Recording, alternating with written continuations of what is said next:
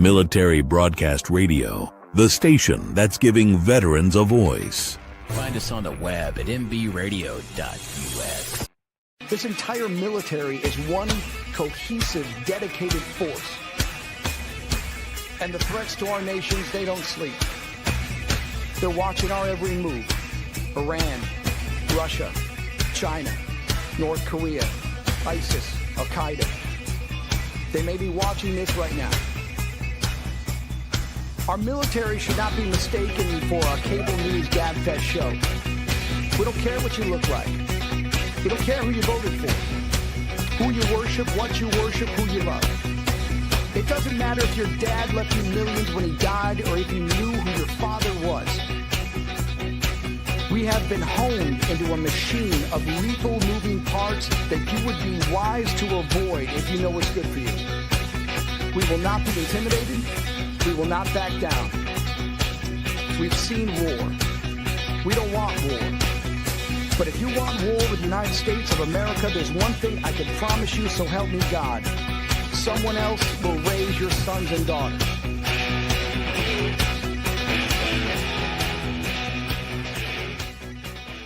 Military Broadcast Radio, the station that's giving veterans a voice. Find us on the web at mbradio.us. Opinions expressed in this program are those of the speakers and do not necessarily reflect the views or positions of any entities they represent. Find us on the web at mbradio.us. Join Terry with Tracer Rounds every Tuesday at 8 p.m. Eastern to hear interviews with veteran artists, veteran business owners, and businesses that support veterans. Catch us on Roku, Amazon Fire TV, and MB Radio.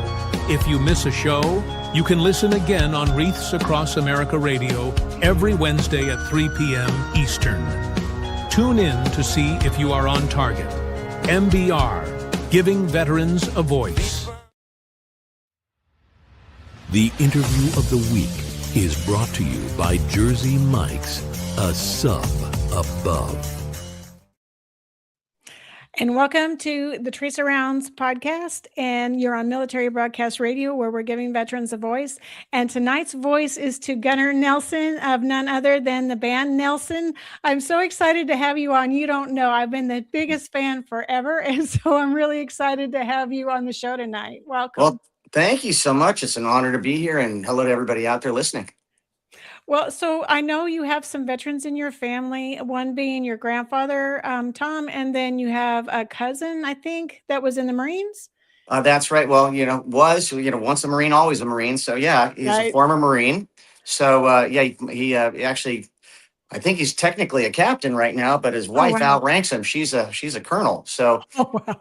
and she shoots better than him, too. He looks like the archetype for G.I. Joe, what they used to make those dolls look like in the 70s, man.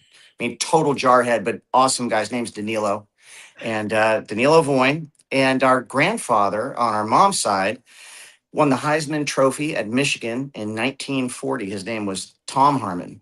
And he went on to fly for the Army Air Corps in World War II. He was shot down twice, actually. The first time was in a light bomber / transport down in Guyana. And the second time was over in the China-Burma India theater. He actually got into a dogfight in his P-38 Lightning, and there was a flight of 22 Zeros, and he was in a flight of 4 P-38s. He got 2 and 1 probable, and the problem was our grandfather actually flew against the Japanese the same way he played football. It was called running the rapids, and General Chenault told him not to do that. He said you could not outturn a Zero at the time, and he was just very aggressive, and he went for it. And the last they saw him, he was under canopy. And he was being strafed by a Japanese Zero, and they just assumed that he was dead. The parachute actually landed in a lake, and that's the last they saw of him. They sent the letter home, the telegram home, and Grandpa Tom actually walked out of the jungle about a month later, burned over 60% of his body, having used the scarf on his neck that had the map of China our grandmother had given him before he deployed, and his compass to find his way out. Oh, my goodness. But other than that, amazing. we have total wimps in my family. Other than that, No, I wouldn't say that. I definitely would not say that. So you are a part of a 3-generation of entertaining family, right? So your grandparents were Ozzie and Harriet Nelson, and they had a show. And then your father was Ricky Nelson, who was a teen idol, and he he kind of was a trendsetter of his time, being a teen heartthrob, and then playing one form of music and then kind of turning to country pop. And he wasn't quite accepted in that genre just yet because they expected one thing of him. And so he wrote the song Garden Party about that transition, didn't he? Well, I mean, yes. I mean, allow me to brag to set things up for your listeners out there who are so young they have no idea where I come from or who I am at all. Okay, so some backstory as you touched on. Our grandparents were Ozzie and Harriet Nelson. They actually went down in history of, oh, I mean, they're in the Smithsonian as representing 50s ideals, but they had the longest running television sitcom in history at 435 episodes Wow. over 14 and a half years. They started out as a big band. Our grandfather was a band leader, and he met Harriet and hired her to be his chanteuse in the band. And the story goes that their banter in between songs kept on getting funnier and funnier and longer, and the set started getting shorter. So Red Skelton, the big radio hero of the era back in the day, we're talking the 20s going into the 30s, caught their show, suggested to his bosses at ABC that they check them out and give them their own radio show, which they did. The radio show was incredibly popular. That turned into a television show, as I mentioned. Our father grew up on that show. It was a real family playing a real family. They were scripted. Our grandfather, Ozzie, was a Renaissance man. He holds the record as the youngest Eagle Scout in history in the Boy Scouts of America, still at this day at 12 years of age. He graduated with a law degree from Rutgers, was quarterback of the Rutgers football team when it was Ivy League at the time. Just an incredible man, and ran a very successful family. As I mentioned, our father grew up on that family show. He was on that from the time he was 6. And 10 years into that run, he was the first guy to utilize the power of television to market music. He started singing on the end of the Ozzie and Harriet show, and no one had really done that up until that point. Remember, rock and roll was brand new, as was television. And I guess the popular thought of the day, as far as the suits were concerned, is if kids could see somebody singing on TV, then they wouldn't go down and buy the albums. And our father proved them wrong. He actually was a juggernaut. He wound up selling 1 billion singles in his career. And there were only 2 artists in the 50s, 2 rock and roll artists to have #1 albums, only 2. And that was Elvis and Ricky Nelson. To describe how popular he was during his day, man, I don't know how I can touch on it. It'd be like, wrap up Justin Bieber, Justin Timberlake, and all of the Backstreet Boys, and you'd scratch the surface. The guy was massive. And Matthew and I grew up in a household during his second phase of his career. You mentioned basically he established himself so powerfully in the beginning of rock and roll as one of the pioneering rock and roll icons that when music changed, when the Beatles came into America and the artists were expected for the first time to write their own material that they sang, our father chose to reinvent himself rather than go on the fair circuit and sing all of his oldies. He put together what was considered one of the first true country rock bands by the Country Hall of Fame with a band called the Stone Canyon Band, and wrote that song Garden Party after showing up in 1971 at Madison Square Garden, not looking the same anymore. He had his country rock band. He'd been touring that for like 5 years, but got talked into performing at the Garden as part of an oldies festival.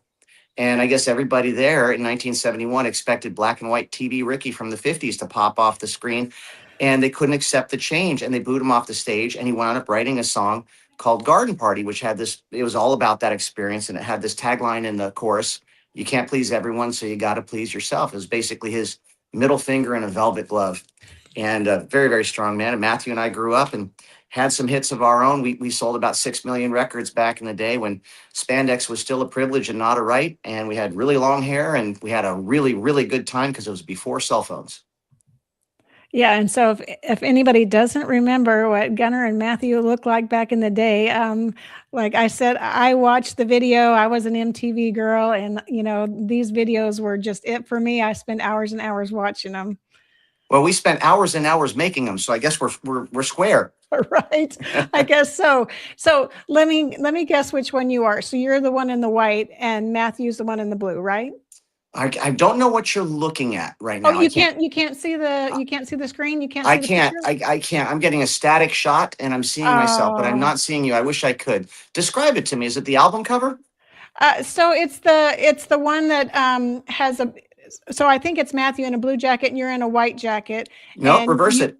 Reverse it. I think Oh, really? Matthew. Yep. I think you called it wrong. I think I'm the guy in the blue jacket. So that's what's interesting to me too. So one of the reasons we wanted to highlight you tonight too is because you have a book coming out today, and it's on Amazon. And I put it in the comments, and I actually ordered it, and it's due here tomorrow. But I was pre-reading it, and one of the really neat stories in the book is about how you and Matthew almost got mixed up at birth, basically. And your sister Tracy was the only one to figure it out, and no one would believe her until they actually um, compared the footprints, and then they decided that she was right. That is true. A candy striper had accidentally gotten us switched when we got our first bath and they'd taken those bracelets off. And I almost wound up going through life as Matthew and not Gunnar. And for anybody that knows the two of us, they know how absolutely profoundly wrong that would have been. Well, my son is named Gunnar too, and it's actually because I was so I loved your name, and I was such a big fan of your band and of both of you and Matthew that his name is Gunnar. That is an incredible honor. Thank you for that. That's amazing. Now, did he get any ribbing when he was growing up with a really interesting name, or did he grow up in a class with a lot of other kids that had interesting names too? Well, so he gets Hunter, and I forget the other names he gets. So if he goes to Starbucks or somewhere like that and he orders a coffee, it's always Hunter. It's never Gunnar. It's always something other than Gunnar. When you go to Starbucks, you've got to learn the hack. What you have to do is really mess with them. You got to, like, when they ask your name, you got to say like Rumpelstiltskin or Agamemnon or something like that. I mean, Right. yeah, I just tell them Bob. I get it over with. Just hope there's not another Bob and he doesn't get your coffee. That's right. That's right. Well, that's really cool to hear. Growing up like we did, and actually having that kind of success, we were still pretty young at the time. Yeah. Matt and I'd been playing since we were little kids. We got our first instruments when we were 6, and started playing the LA club scene when we were 12. And it's funny that a lot of people kind of like co-branded us with that Sunset Strip hairband scene. But that wasn't the case. Matthew and I had started 10 full years earlier in the LA clubs with all the skinny tie bands. You were either like a hardcore power pop band, or you were from the first class of the punk rockers like Fear and Bad Religion and all that. And Matthew and I found ourselves, we loved both styles of music, and the music we were making in the clubs was really kind of a hybrid of both. And it wasn't until years later that, at the time I was a drummer, Matthew was a bass player, and he was up front singing lead. And when our father passed away when we were just 18, we took like a year off we call it the lost year. We kind of went there, and that's in the book as well. And I took the opportunity to reinvent myself and learn how to play guitar. I'd never played it before, but I think there's something to be said about a concentration of focus. I grew up in a John Wooden era. I went to his basketball camp, and it's important to note that I've got Nelsons on one side, which are all about entertainment predominantly, and I've got Harmons on the other. I mentioned Grandpa Tom, the fighter pilot, but his son is, our Uncle Mark is Mark Harmon from NCIS, and he was the starting quarterback of UCLA back in the day. And that family was all about intensity and achievement at the highest of levels. And so I could honestly say, after writing the book, and by the way, there's no ghostwriter involved in this. This is all me and Matthew. This is from the horse's mouth ×2. I realized that I am very much an equal part Harmon and Nelson, and hopefully I get the best parts of both. But I think both have really helped me moving forward in life. That perseverance and that tenacity and that focus and stuff. I think you really need that in the world nowadays. Certainly in the entertainment business, which is not all that easy. And part of what this book dispels is the preconceived ideas that Matthew and I did have it easy, or it was handed to us, or we were like Nepo babies or trust fund kids doing this as a hobby. For us, it was a lot like it was for anybody else that had gone on to have rock success. Really, it was our only way out. Our life, our upbringing was certainly not Ozzy and Harriet. Our parents actually raised us in that very selfish era, right after women's lib and the hippie movement and all that. And we were latchkey kids, grew up in the early 70s and 80s and stuff with zero parental supervision. And making music really was our happy place. That was our safe place, kind of having each other and having a shared love for music that helped keep us sane when, our mother's alcoholism got bad and violent, and we could escape into that. And really honestly for us, that was the only thing we'd ever wanted to do since we were little kids and saw our father perform from the side of the stage as little babies. We knew the what we wanted to do. We just didn't know the how or the when, but we did have a true north in our compass. Yeah, I mean, you are amazing musician. You and your brother are amazing musicians yourselves. I mean, you've proven yourself over and over. And Love and Affection and After the Rain and all those songs are just amazing. And they're timeless. So you can listen to them now and think that they're current hits because just the way they're written and the way they're sung is just in a style that everybody can relate to. Thank you. It resonates with people. So I think. And I get to do the radio side of this station too. So I've loaded all your songs up so I can hear them over and over because I love your music so much. Oh, thank you. Well, when we made that first record, the thought was we didn't really listen to anything that was going on the radio, that was happening on the radio at the time. We weren't trying to chase a trend. Right. And if you think about the traffic that we were in, I mean, everything around us that we were competing with at radio pretty much was coming from a really hardcore like blues background. I mean, our number one competition on our label as far as like promotion money was concerned was Guns N' Roses. And they had just really broken with a vengeance. And Matthew and I come from a completely different sensibility musically. We grew up in Southern California, and it's really kind of like, the whole Laurel Canyon scene. That was happening when we were growing up with Crosby, Stills and Nash and Linda Ronstadt and Jackson Browne and Joni Mitchell and all of those greats that happened in a little club in Santa Monica there called the Troubadour that our dad's Stone Canyon Band was frequenting quite a bit. That was a big influence. And also the arena rock that we grew up loving, just listening to the Foreigner and Queen and Heart and all that. And I think when you listen to Nelson, our first record, After the Rain, you can hear the blend of both. It doesn't sound like AC/DC. It doesn't sound really blues oriented. It sounds more of like a heavy metal version of the Hollies or something. And that's what we were going for. We were trying to be timeless. So that's a really great compliment. So thank you very much.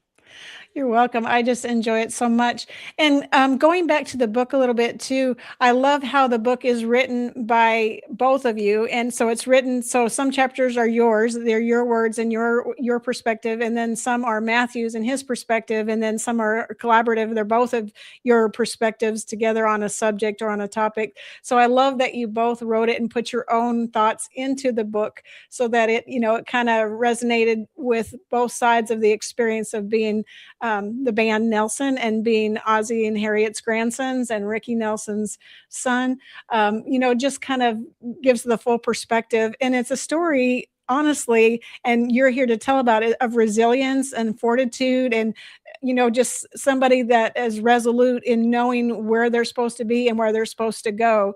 And that book tells all about that. I just love that you did that and allowed people to really see who Nelson is. Oh, well, thank you. Well, look, I think what I learned through this whole thing, what the through line has really been, starting with Grandma Harriet's quote when we were starting out. She said, boys, just remember this family has never been about being in the entertainment business. We've been in the connection business.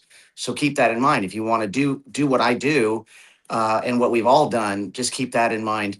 And we always have. But in our journey, contrary to a lot of the Hollywood statistics that came before us, which we have every right to be, which we wouldn't give anybody the satisfaction of writing us off as, we actually realized that our attitude was our superpower. Matthew and I have always been incredibly grateful for everything that we have. And we are living in an environment in the world, unfortunately, at least in the civilian world, that is all about entitlement and a lack of accountability. And Matthew and I are not about that at all. As a matter of fact, we've had so many well-meaning friends around us that we write about in this book as well. It was a great example. Our friend Jack said to us once, I've never seen any two guys able to make more out of nothing than you two. And I said, thank you. And he said, I didn't mean it as a compliment, but that was the difference. That's what we took. We took it as a compliment. Yeah. And we've just found that, man, through thick and thin, that's why we wrote our first record and entitled it After the Rain. It is truly about, I know it sounds trite, but it's true. It's about finding the silver lining in every dark cloud. And I think that's where the gratitude really does come in. And I'm not saying it's been easy. It's been really hard. I mean, my family's been canceled for 125 years before they coined the term for it. We're veterans of that. We know how to handle that and do that. But, you know, ultimately, what we realize when we have people coming up to us after shows, whether or not they're with their great grandparents, their grandparents, their kids, you know, I get these great stories of how they were impacted positively by different members of our family. And we just take being a part of that family and the legacy that what it means to people. We take that very seriously.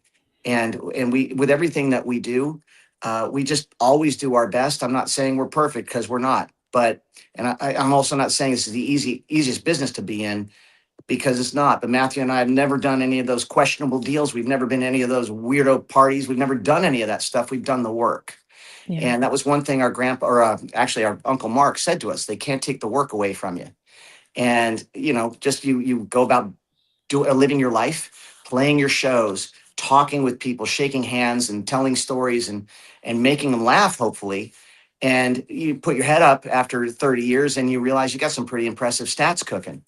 Yeah. Well, you know, you can tell you're really genuine, and genuine people tend to, you know, persevere and do really well, because when you're just putting on a happy face, or a public facing face to kind of, you know, sell whatever it is you're selling, it doesn't last. And so you can tell when somebody is a real person and real genuine and really loves and is part of what they do. It resonates, and it resonates in you, and you can see it in everything that you do and everything that you say. I can always tell how genuine and how much you really care about what you're doing and the music and what you're putting out in the public space. Oh, thanks. Well, I think we all should, right?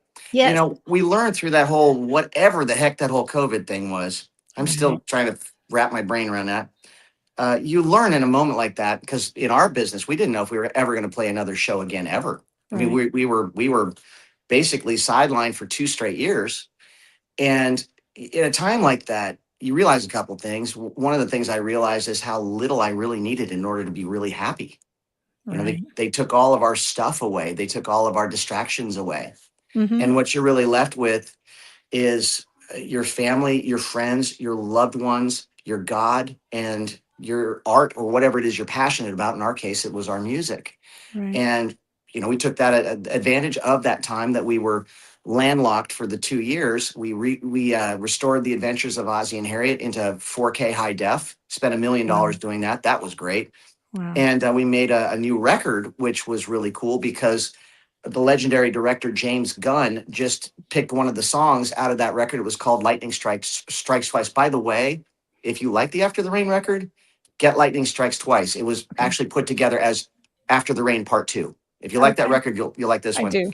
And Mr. Gunn loved it, and he picked a song called To Get Back to You that we co-wrote with Mark Slaughter of the band Slaughter.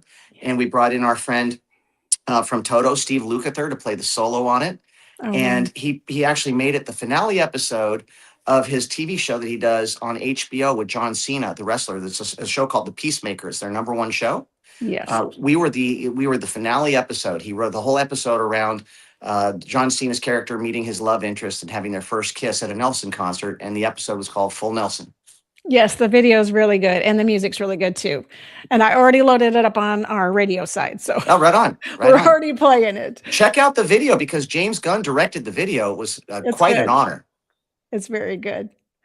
So speaking of videos, I forgot to mention that you were part of Voices That Care back in '91 when. That's right. That is right. Yeah, when the war kicked off, and with a bunch of other artists. I hadn't realized how many people were actually in that video. Michael Jordan, like all these different people. I'd forgotten how inclusive that was, of all the different genres of the day were all in that video. And so I thought it was really neat that you guys were a part of that and really sending that voice of hope overseas to our troops. Well, thank you. Well, you cast your mind back. That was right when Desert Shield had just become Desert Storm. Mm-hmm. And Matthew and I were asked to present an award on the American Music Awards.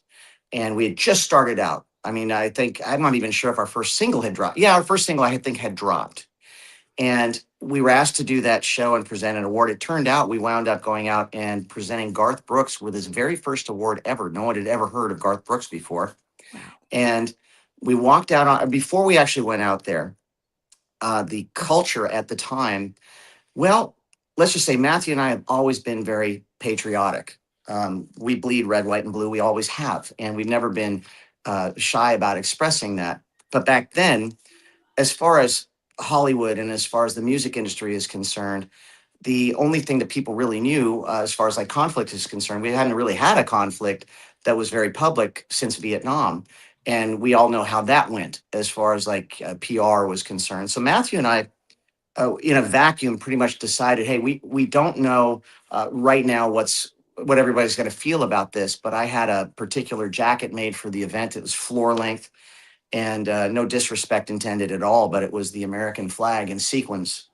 And we went out to do our presentation, and the first thing that I said was just I wanted to send our love and support out to our brothers and sisters who are deployed overseas and don't know if they're going to be getting back home safe or not. They don't know what they're walking into, but just know that you're going to be coming home to open arms and a lot of love.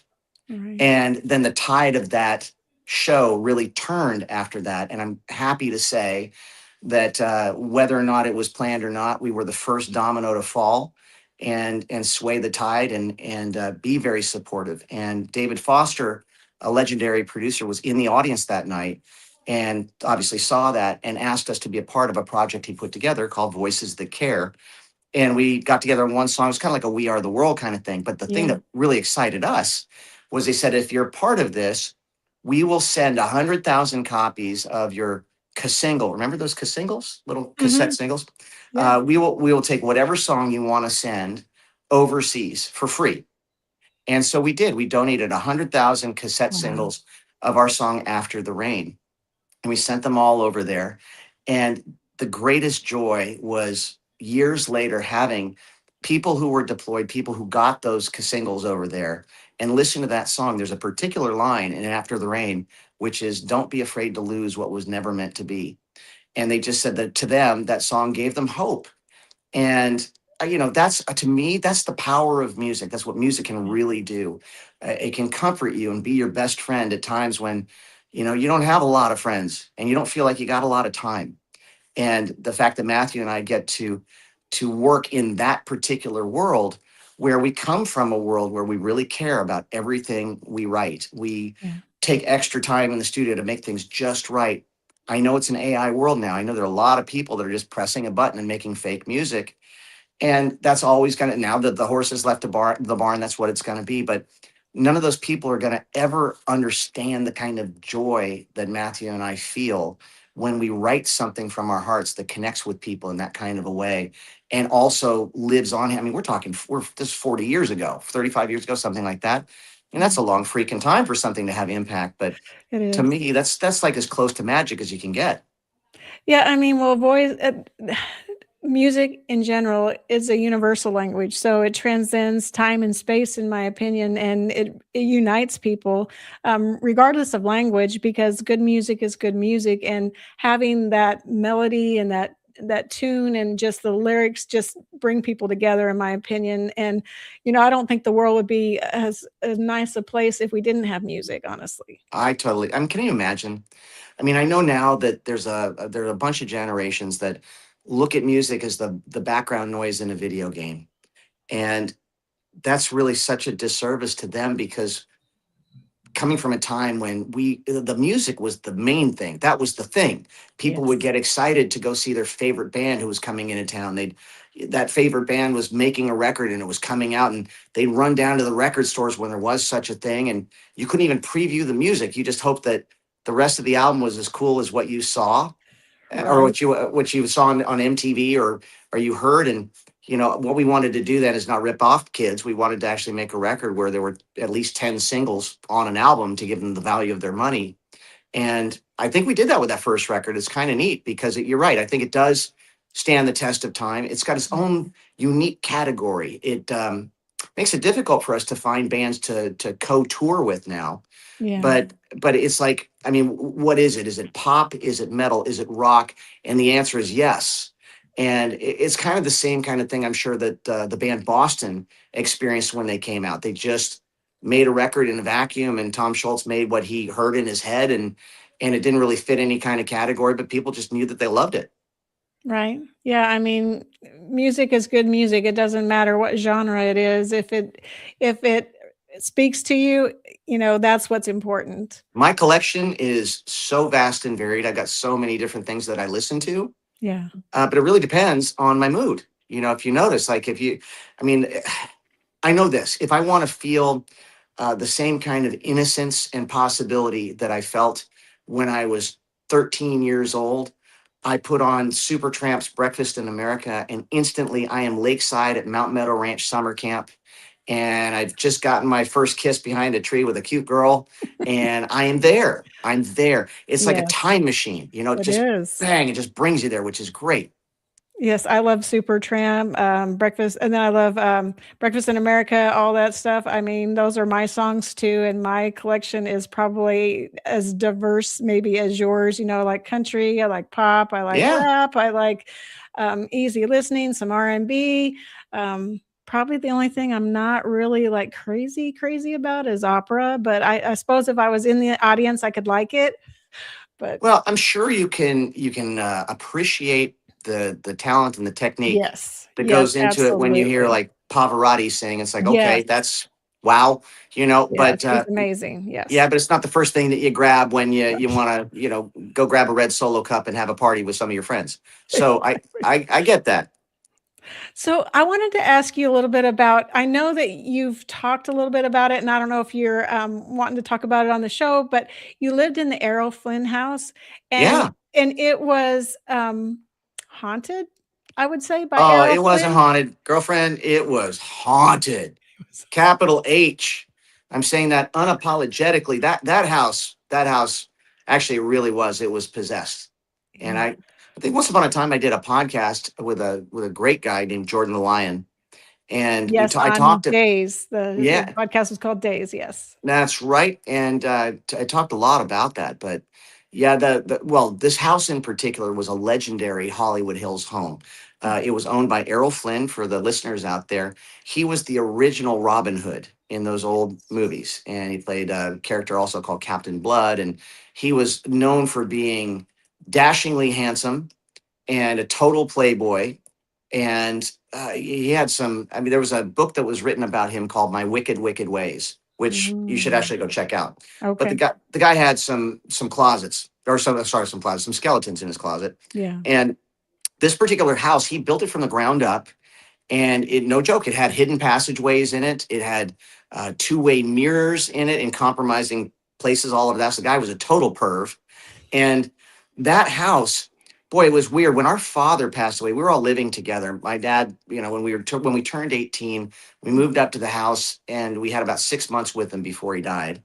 And he said, okay, I'm going to take the downstairs. You guys take the upstairs. And it was great. We had a really great time kind of reconnecting. Our dad was a very busy guy when we were kids. He was touring up to 300 days a year. Wow. And that last 6 months, for some reason, he didn't do any touring.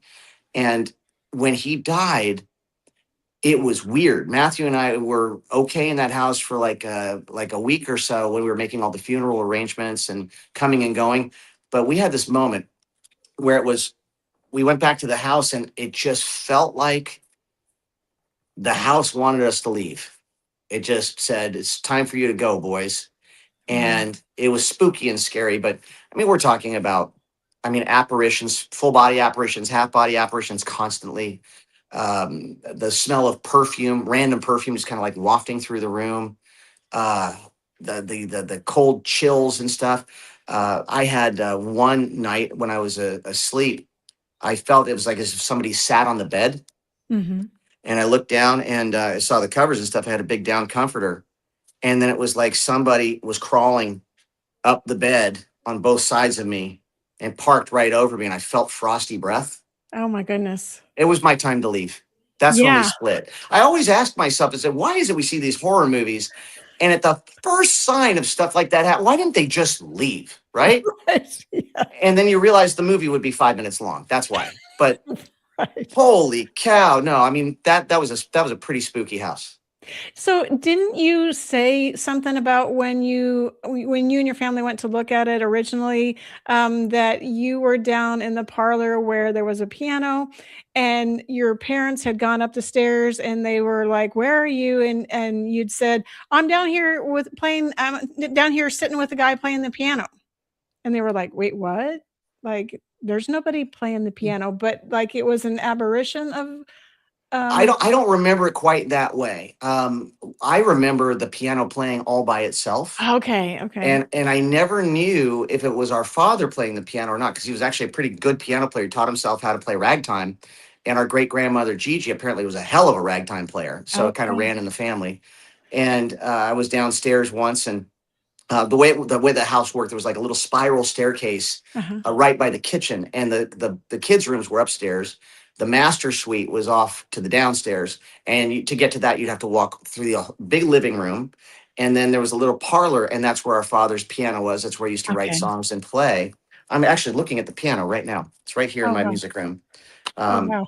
complete with it's an old spinet console piano. It's a white piano. It's still got the cigarette burn stains from when he lit a cigarette there when he was playing. Oh my But goodness. yeah, I was on my way down the spiral staircase to go get some grub in a kitchen, and the piano started to play, and I didn't think anything of it because our dad did that all the time. Yeah. And then I guess our dad was upstairs doing something with our mom and called for me, and I just kind of had this thought, uh, pops upstairs, who's playing the piano? Oh my goodness. And I looked down the hallway, and there was nobody there, and the keys were moving. That's So crazy. yeah, it was pretty freaking haunted. And then you lived in another like it was like a farmhouse and you had some visits from a ghost of the property. And you talk about like there was 3 different deaths that were in that house. Now And you've done some research, because this is not in the book What Happened to Your Hair that we just released. This is a whole other thing, but you're giving me an idea. oh, Maybe I should write a book about I that think you stuff. should. I think you Huh. should. Yeah, well, the house that we lived in before then, it was actually pretty cool. It was a little farmhouse. It was one of the first houses in the San Fernando Valley. Our mother was really good at renovating homes and bringing them back to their former glory. And that house was built, I think, like it was in 1880 or something in the San Wow. Fernando Valley, which for LA is actually pretty old. It is, yeah. And the way this was done, it was a 3-level house, big giant farmhouse kind of thing. And our mother had subdivided the entire top floor on one occasion when our father had gone out on tour. He always used to come back to surprises from our mother and their accountant. But she had taken the opportunity to separate all the big giant top floor into individual bedrooms for their 4 children.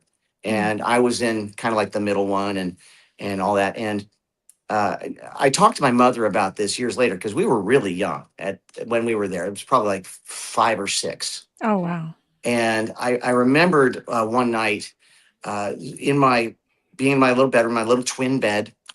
These rooms were not big because, like I said, this one space had been subdivided. So it was like more of like a little like cowboy crib or something. And my dog Amelia started going nuts, barking at the door, totally alerting. Her hackles were up.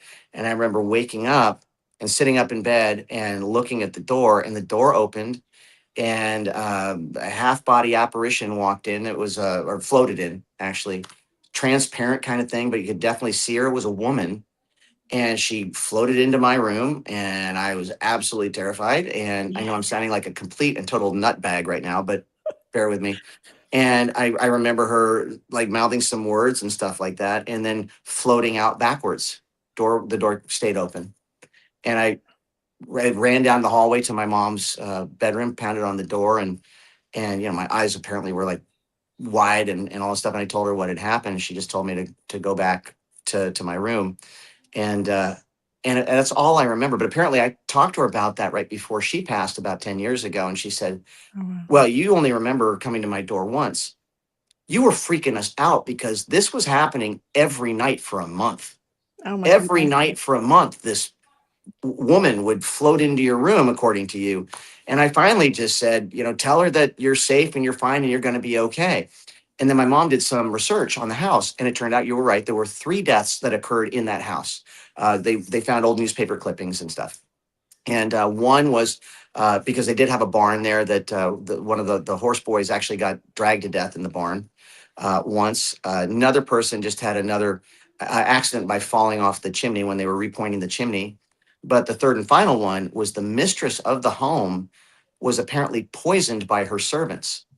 And when they did the research, they figured out that the place where she died, her bed would have been exactly where my bed now was. So they kind of like figured out, well, maybe that's she's just scared for you and trying to warn you. So when I finally did tell her, hey, everything's fine and I'm going to be okay, she never came back. But again, even retelling this, I sound like a total freak, but it actually happened. No, MJ, who's one of the hosts, she said that she totally gets it. She said that sometimes they just come to give you a message. And so, like you said, I think it was just that she was worried for you and wanted to make sure you're okay. But I'm telling you, as a little 5 or 6-year-old kid, I'd be freaked out. I'd be not wanting to go to bed. I'd be like, no, Mom, I'm not going back in there. I think I've been kind of an open door to a certain extent. I know that when I write songs, I don't feel like I'm the one writing them 100%. I feel like I'm getting out of their way. They're kind of floating around in the ethers and they come through me. Mm-hmm. And if I'm smart, I kind of get out of their way. To me, it's the same feeling that we all feel in that moment right before we fall fully asleep at night. Yeah. Or when we wake up first thing in the morning, we're not totally awake, that twilight state. That's what songwriters get into at will. They do that all the time. When they're just sitting in the room, they can do that. Wow. And I spent a lot of time there. I spent a lot of time really with one foot on planet Earth and then one somewhere else. But I've been really, really prolific lately because I don't question the process. Yeah. But I've been talking to some of my artist songwriter friends, and I found that that's kind of a through line, that they actually are a lot more sensitive to paranormal things happening. And in my case, it seems that it follows me around a little bit because, I had that issue at that house and then I moved to the Flynn house and had those issues there. So maybe it's not the houses is what I'm saying. It might not just be the houses. It might be me. Well, some people are just from hearing other people's stories, some people just are sensitive to otherworldly things, be they good, be they bad, they're just like they just have a intuition or a feeling or a sensitivity, like you said, and they can connect in some way to this other realm. And so I don't think it's weird or unusual. I think there's just some people that are more in tune and more adept to hearing that inner self, and then hearing the voices outside that inner self, those ones that are kind of hovering around us, and most of us don't hear them or know about them, but there are some that do hear them and know about them. I believe so. You know what? I feel protected at all times. I'm a proud believer, so I'm not in any harm, but it is a little disconcerting when you're sitting there getting a good night's sleep and you actually feel someone sitting on your bed that's not there. That is a little weird. Yeah, definitely. Yeah. So does Matthew kind of have that sensitivity too, or is it pretty much you? No. Matthew does. Look, we're identical twins. The difference for your listeners out there, it's not just like a normal twin. Like with the advent of fertility drugs in the 70s, there are fraternal twins everywhere. People are having litters, for crying out loud. But that's basically individual eggs that it's like being womb mates. The only thing you really have in common really kind of is your parentage. But you can be very, very different. You can have a guy twin and a girl twin. You can do all that stuff. We actually started out as one cell that split. Right. So we're actually, we share the same DNA. And we're actually a kind of twin called mirror twins. So when our cells split, Matthew got the right side, I got the left side. So I'm left-handed, Matt's right-handed. And we complement each other too, just as far as our energy is concerned. I mean, in my case, I was born without a filter. I don't have one. It's just not there. You always know where I'm coming from, but I can be coarse with no intention at all. I'm not trying to be a jerk. It just kind of finds me. Matthew his delivery is very sweet and very measured. and a lot wiser than mine. But how that really kind of works as far as our twinship is concerned and our artistry is, I like to look at myself as the locomotive, and Matthew is the engineer in the coal car. And together we really do complement each other. Yeah. I like getting my hands dirty. I like doing all the work in the studio. I love writing. I love doing all of that. Matthew would just rather be on stage. And I get that. It's cool because of the fact that, he won't let me microscope in on things for too long. I can get lost in the process. And Matthew's got this great perspective from a distance, and they really do work together. So I guess Lennon and McCartney had the same thing. I'm not comparing myself to them at all, but the great thing with great duos in rock and roll, and if you look at all the best bands that are out there, they really had two people that were really driving each band. If you think about it, they were complementing each other. And in the case of the Beatles, here's the great difference, right?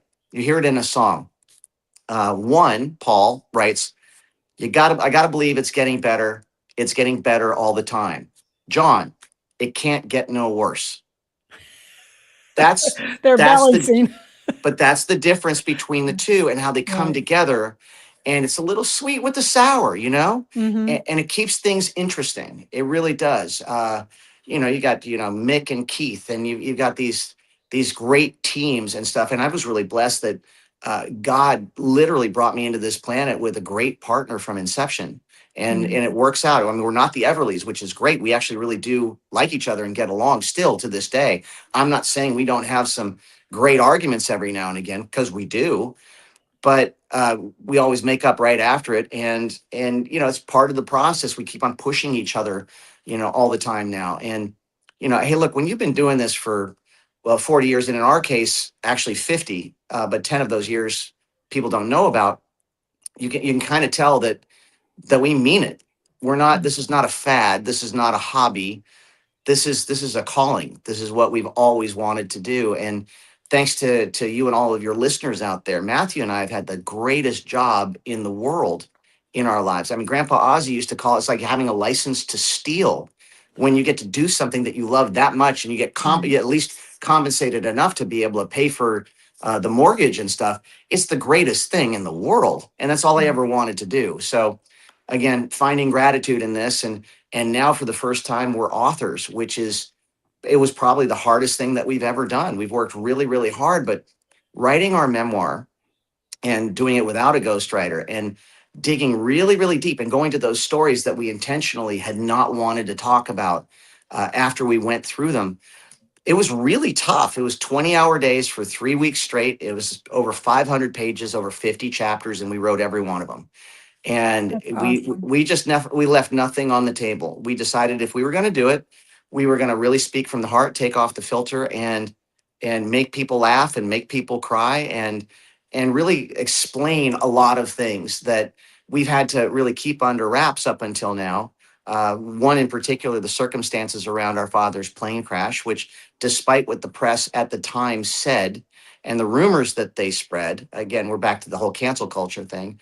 It was as simple as the fact that our father was flying a World War II era DC-3 that developed a leak in a fuel line that fed the heater in the back that heated the entire plane. And it filled up the belly of the plane over many months. And just that one New Year's Eve, the spark in the cockpit just set the whole plane on fire. And they were able to land it, but smoke inhalation took everybody before they were able to get out. That is the truth of that plane crash. There's no more glamour to it. There's no more salaciousness. These were a bunch of guys that Matt and I grew up with, and our hero that died on the way to play a show when they actually could have been at home with their own families. And our dad lived and died for rock and roll, and the press was brutal at the time. There was a rumor that was started that drug use on the plane or freebasing or something had something to do with the plane going down. None of that was true. And when the NTSB report came out 8 months later and exonerated everybody, of course, the press buried it on page 30 in the Wednesday edition. They didn't want to admit how wrong they actually really were, but our families had to carry that around this whole time because there was a gag order. We couldn't say anything at the time. If we wanted the insurance companies to pay out the families of our dad's band members, we couldn't talk about it. We had to wait till the NTSB report came out. And again, this book actually answers all of that too, which is, as his son, something that we really wanted to do.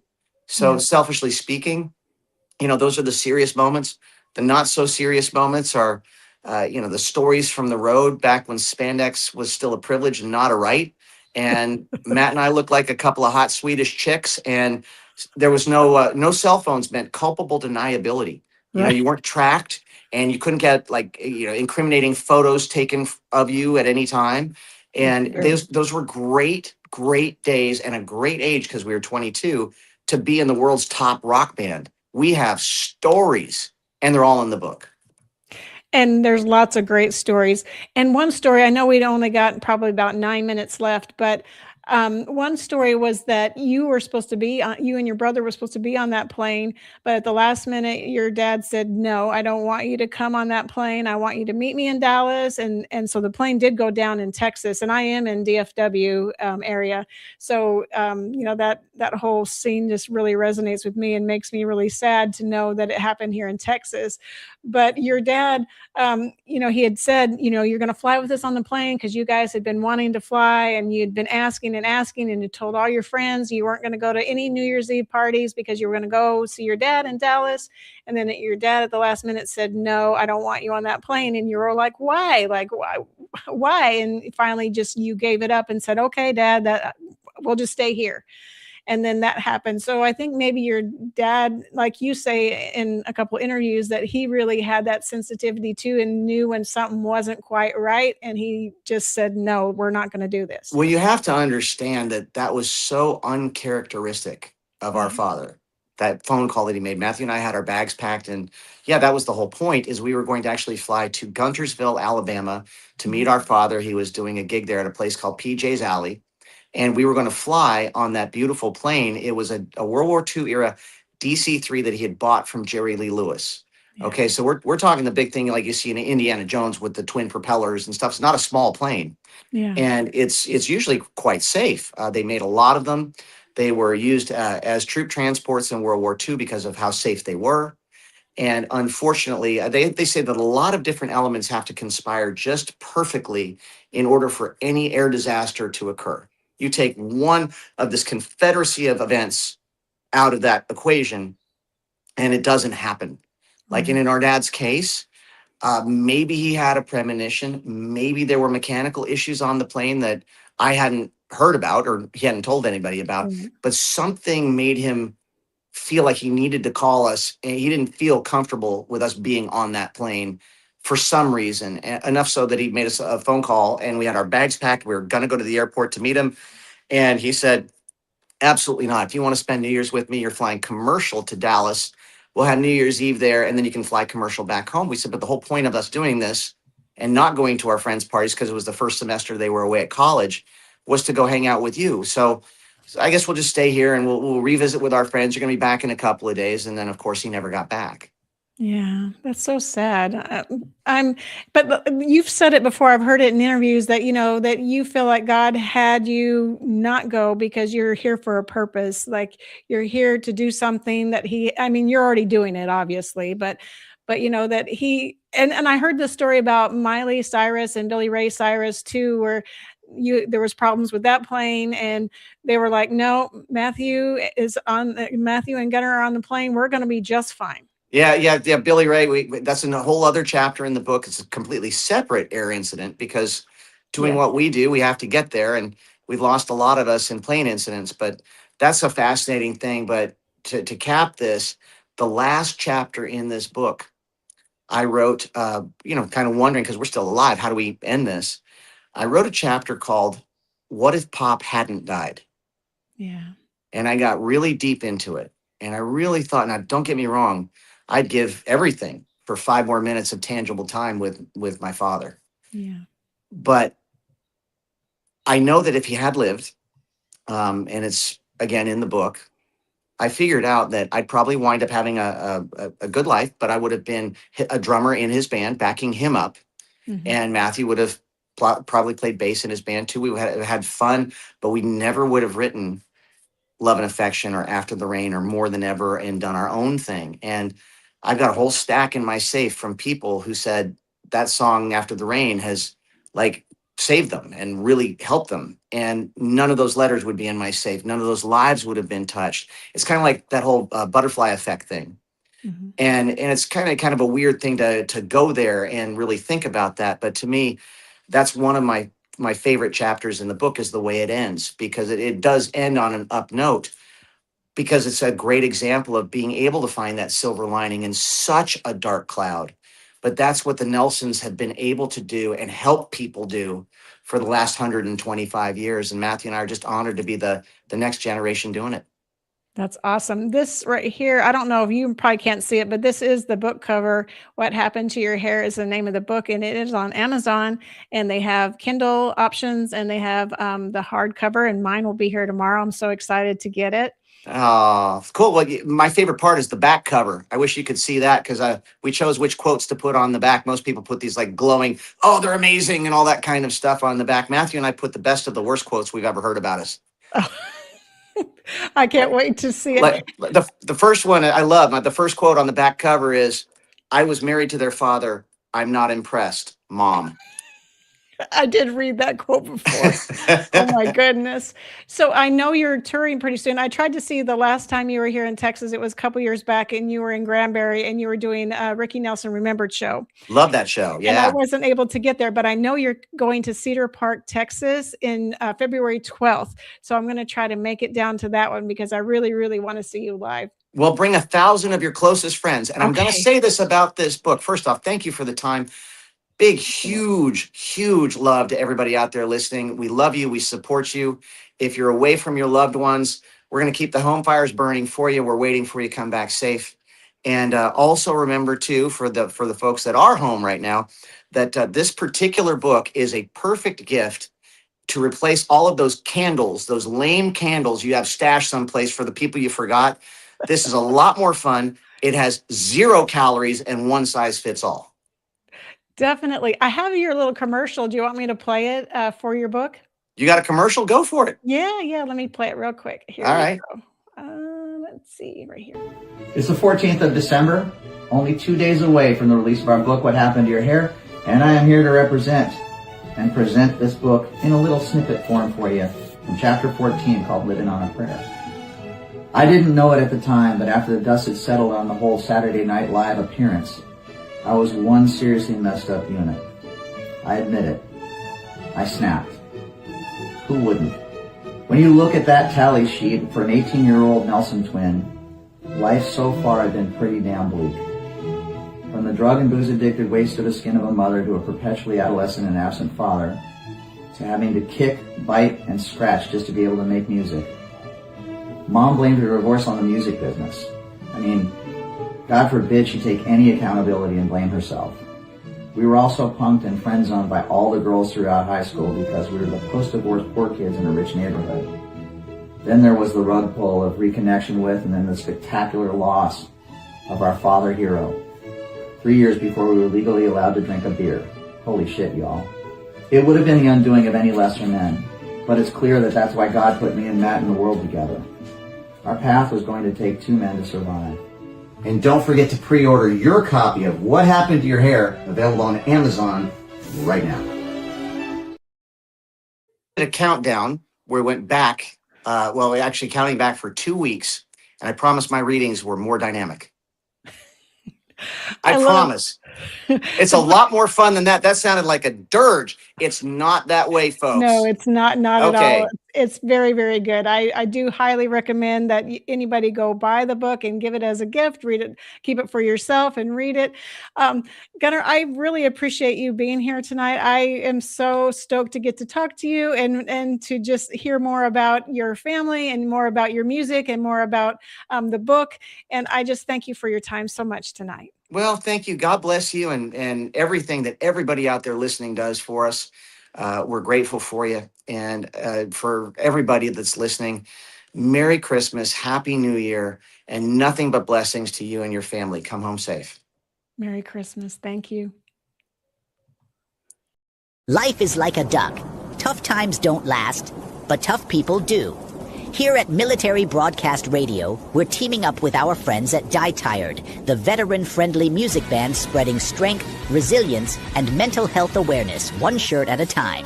And check this out. Their brand new shirts feature broadcast beaker right on the breast pocket.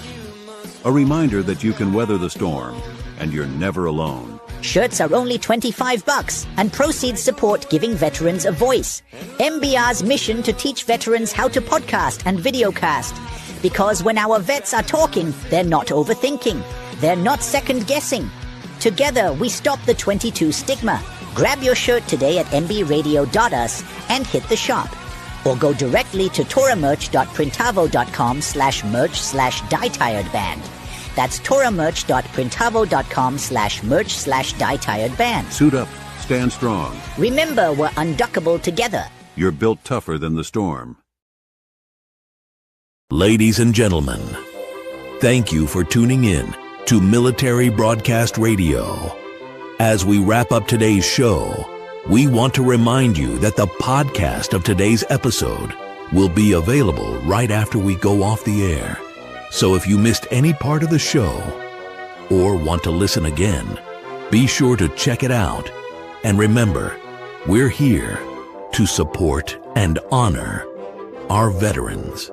Your stories and experiences matter, and we are committed to giving you a platform to share them. That's right. We're here to give our veterans a voice. So don't forget to catch the podcast and stay connected with us. Giving our veterans a voice.